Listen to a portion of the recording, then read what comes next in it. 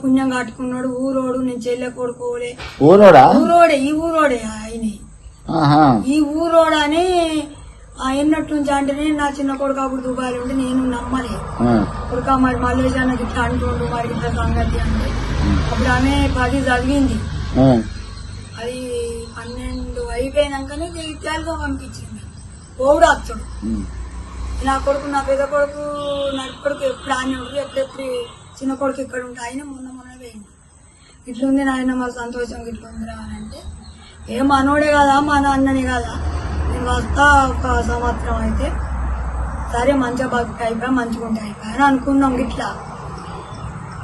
కానీ ఆయన ఇట్లా ద్రోహం చేస్తాడు మాకేం తెలుసు.